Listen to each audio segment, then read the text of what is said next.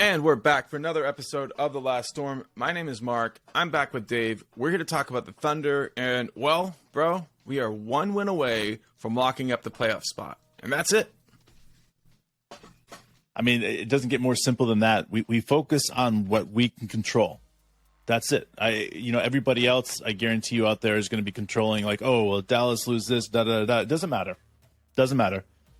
We have to win to win. Beat the Grizzlies on Sunday. It doesn't matter what the Mavericks do. Now, the Mavericks have a game tonight, and they have a game Sunday. If they lose either of those games, it doesn't matter if we win or lose, then we're going to the play-in.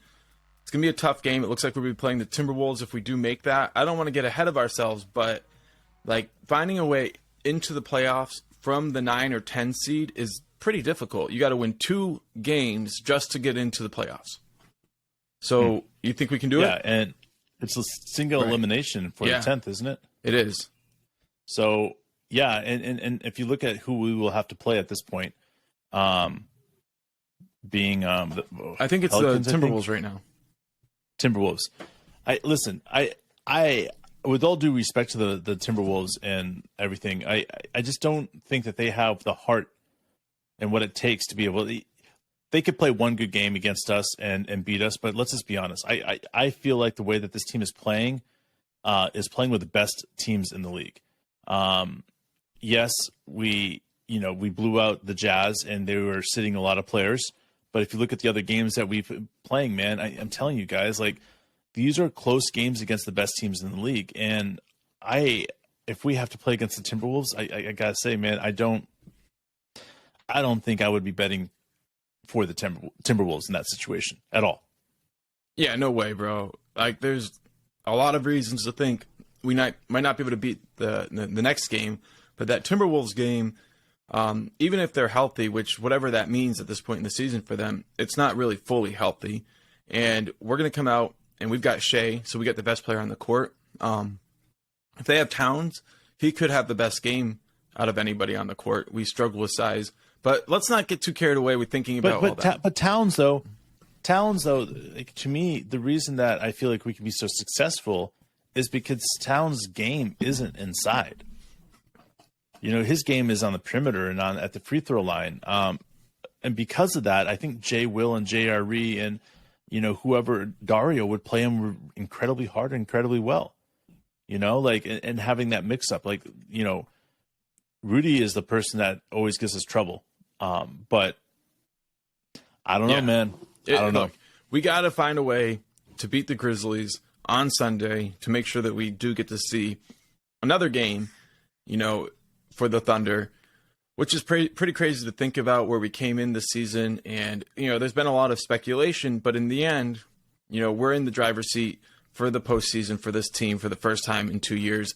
So it's just fucking motivating. We talked about it yesterday when we were live watching the game. There's a million people, it felt like, who were just like, this is it. This is the type of team that you want to cheer for. You can read some articles that being written by all over, professionals, top level writers in the NBA world, and they're like, the Thunder is the team of the future.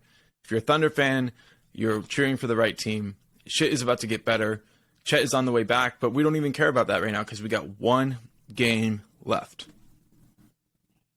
Yeah, and after last night and how we were able to put away the Jazz, we needed to win that game. Dort played 19 minutes. I hope he's doing okay. But everybody else stepped up in a huge way, and I think that's kind of the way that things are being set right now. Is everybody's really hungry. Think about J-Dub, you think about Shea, think about Josh Giddey. They're all super, super hungry. They want more. They're getting a taste of what it is to get that playoff experience. And listen, guys, if you've never experienced a postseason or national tournament where your team keeps on winning and has an opportunity to win, there's this excitement that happens with it. Natural adrenaline. And if you're an adrenaline junkie, then I'm telling you, it feeds you. And Sam Presti, the way that he drafts guys, he drafts those guys that desire that adrenaline kick, because when they get in those big situations, you need that. You need that person that can step up and score 40 points in a big game. And you see Shea, and you're like, damn, he's calm and collective, and he looks so slow when he's dribbling the ball, but he's so fast. And I think that's the thing about it, is that when you have somebody like that, he lulls people asleep. Like, okay, I got him. Boom. Crap, I didn't have him. Why didn't I get help? Well, because you said you had him. Like, that's what Shea does. And then all of a sudden he gets help, and then what happens? Jay Will is wide open. Or, we saw it last night where Lindy Waters wide the fuck open, 3 times down court, and finally, boom, he was waiting. He was wide open, and it was nothing but net. And that's what Shea does. He doesn't need to score. He scored, 20-something points last night? It wasn't about scoring from him. It was about allowing his teammates to do what they needed to do. And the team carried us last night. Yeah, I mean, there's a legit argument to say that was the first must-win of the season. We had other games where if we won, we could really help ourselves, get to 500, different things like that. But when it comes down to it, the Mavericks won. So if we had lost, then we would have fallen behind them. So hanging on to the number 10 spot with the tiebreaker and then moving up half the game on the Mavericks as they have 2 games left, like, we just went through a very difficult situation. Even so, like, the Jazz weren't full strength. They had a packed crowd. They were playing spoiler. They had junk defenses ready to go. They had players that were playing outside of their normal level. They had 2 players going for a triple-double. It was an incredible game for those Jazz players to try to come in and show that they belong in the NBA, that they still should be getting minutes, so they should be getting big contracts. And we found a way to build that 20-point lead, in the fourth quarter. Yep. And that was enough to just kind of hang on and let it go. And I feel like now we're getting ready to play the Grizzlies. And if the Mavericks win tonight, then we'll be back starting at the same time, I think 3:30 for both teams. So we'll be going into the game thinking this is a must-win, because we can't control what happens with the Mavericks, but we can control what happens with us, and we can control our destiny that way. So irregardless, I feel like this Grizzlies game speaks volumes, but there's no way I'm not going to be watching this Mavericks game coming up tonight, because if somehow some magical thing happens, then we make the play-in, win or lose against the Grizz. Yeah, man, if we don't have to pick up our dick and we win, that's good. I mean, I'm all for that, and I think that's where this team needs to recognize where we're going. And what we're doing is, sometimes it's about the players playing in the situations. And then other times there's situations that are out of your control. And fortunately for the Thunder players, they played their situation that they needed to win last night. They got their win. Now, the thing that's out of their control is watching the Mavericks play, because if you don't think that every single Oklahoma City Thunder player and a lot of the fans aren't going to be watching the game tonight, then, I mean, you don't know what the heck's going on, because people are going to be so glued into this Mavericks game. And, like, I don't know, dude. Like, to me, this is exciting, because when you're starting to watch other teams play, because it's about affecting your team, you're onto something. So let's look back over the last couple of years, like with what we've seen. There were certain players 2 years ago, we started saying we would pick Shea over these guys. And at the time, people said we were crazy. But let's list some of these guys now. Ja Morant, Zion Williamson, Trae Young, Luka Doncic. Now, for those 4 guys, people were like, hands down, you have to take those guys. We said Devin Booker as well. Booker. All right. You got to take those guys in front of Shea. That's what, like, the consensus wisdom was saying going into 2 years ago. Which one of those guys do you think is better than Shea right now? Well, to me, if this was going into a draft where these, 5 guys were being redrafted or whatever, 6 guys, whatever it is, being redrafted, I think 7 out of 10 teams would pick Shea number 1. I think you would be looking at a situation where the other 3 would be mixed. I think Booker would take probably 2 votes, but that's what I'm saying. It's like, to me, like, the NBA is so different in so many different ways. If it was Sam Presti, we know what Sam Presti would be picking. There's no question about that. Sam would be all over Shea, recognizing the player he's going to be, recognizing that Devin Booker's kind of leveled out. I'm saying Devin Booker, but I really think we're talking about Jaylen Brown. We're talking about guys within inside the rookie contracts. or just signed a max contract. So, to me, like, that's again why we're going back and forth at this. It's not. I don't think there's another player that's not only set up in a better situation than Shai, but is a better player than Shai. I mean, what he can do is revolutionary in the aspect of there's been only a handful of guys in the history of the game. When I say handful, I'm talking like maybe 40 guys, 35 guys that have ever had 2,000 plus points, 175 plus steals or 170 plus steals, and 65 plus blocks, and like, if you look at that even more so, there's only like a few of them have been guards. And then you start recognizing like that's this year's stats. And it's just like mind-boggling understanding that here Shai is at 24 years old and he is putting up numbers that the greats have only put up.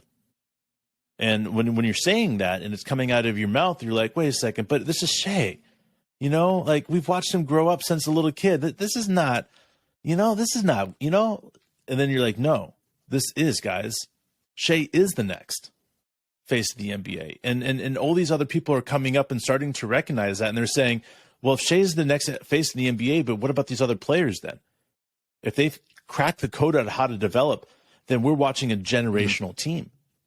And that's why we're getting all this love right now from all of the other media out there is because they're all recognizing what we're saying, is that this is a generational team. This is, a generational player after generational player after generational player on this team. And that makes a generational team. What is it? Where one or more generational players are gathered together. It's called a generational team. Yeah, and then you got to look at it and say, because of the age, like, Shai's going to come back and get better next year. Jada will get better next year. Josh Giddey will be better next year. Aaron Wiggins, and go down the list, Ousmane Dieng, of different players who can contribute in so many different ways. Isaiah Joe.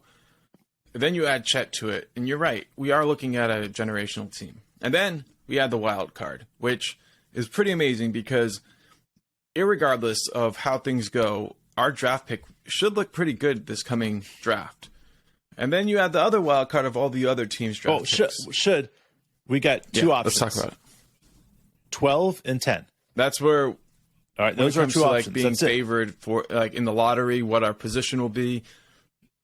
Because we will never jump the Bulls because we had the tiebreaker against them. We beat them in January. I think it was like January 19th, I think the game was. We scored 124. I don't know what they scored. But my point is that when we play against the Bulls early this year and we won, that means if we tie, then that's that. And they have one game against Dallas tonight. So let's just say they win that game. Now we're tied. And the only way for that, tiebreaker to be broken is by them. And it's not like they're not watching that right now, So they're in the driver's seat for that, and they're happy about that. But we're happy to have the chance to play in the playoffs and also maybe get a pick that is right where we picked up J-Dub last year. So that's it. J-Dub, Jang. Yeah, Jang or J-Dub, either one. That's the upside that we can kind of kick into this upcoming season. In a draft that's very heavy, that's very good, that I think that there's going to be players like J-Dub and Kessler, again, that slip into that, 10 to 15 spot, no doubt. Yeah. And there's a lot of focus at the top of the draft, but there's like 6 or 7 guys I keep hearing being mentioned that kind of fill out that back of the lottery or the top half of the lottery. So sexy, bro. Well, yep. Everybody's obsessed with the wrong guy. That's how it always works, because Ousmane Dieng and J-Dub they weren't going to be picked at 11 or 12 unless we were there. Well, Jang was projected to be Sam's pick at 12. Unless we were there. Like, they could have fallen to 14, 15, 16 range if we weren't there. The point is, our list is not the same as other people's lists. And we work off of it in a different way. If we're sitting there at 10, 11, or 12, like, the guy that we're going to pick up is going to be somebody that a lot of people are like, I wonder why. And that's because we play a different game than everybody else. And we last year, and every year, we don't pick the top of the draft players, guys. We don't pick the Chets of the group to start talking about until after we know where our standing is at in the draft. And the reason is because we can talk about the middle of the draft all we want. You know, nobody really gives us, you know, I say with all due respect to the guys that are out there, no one really gives a shit to the middle of the draft. They all care about who's in the top of the draft, right? And when Mark and I are focusing on the middle of the draft, we do that in the offseason because we want to wait to see where our draft pick lies. And the second we got the second pick last year, we started talking about Chet. I mean, it was the moment. We had heard some news from what we would call fake reporters that there was going to be a very strong move for Jabari, Smith for the Thunder. And Mark and I are like, that didn't make sense. You know, like we liked it, but we just didn't know, you know? And anyways, it worked out to be good because the second we recognized really what Sam Presti was doing, and it was one conversation. Mark says, who do you think we're going with? And I said, I don't think that there's going to be another draft that we're going to have a player like Chet. And then Mark's like, that's who we're going with. That's who I have on my list. That's who you're saying. And I was like, that's it. Now we just have to figure out how to convince everybody else. And honestly, that Chet is going to drop to number 2. You guys go look at it. We were sending messages to Chet and his camp from our podcast, knowing that they weren't listening. But we're like, here's what I would do if I was Chet's agent to make sure that the Thunder picked him at number 2. And, bro, they followed it. I know that they weren't listening to us. There's no way they listened to us, but they did. But the truth is, it was kind of obvious because we paid attention to the draft before. So we know there's a certain playbook that you can play if you want to get picked by a team. And Chet hit play.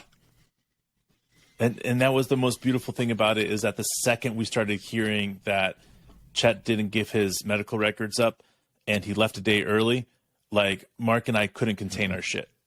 Like, didn't we do the whole slobbing on Chet's knob episode?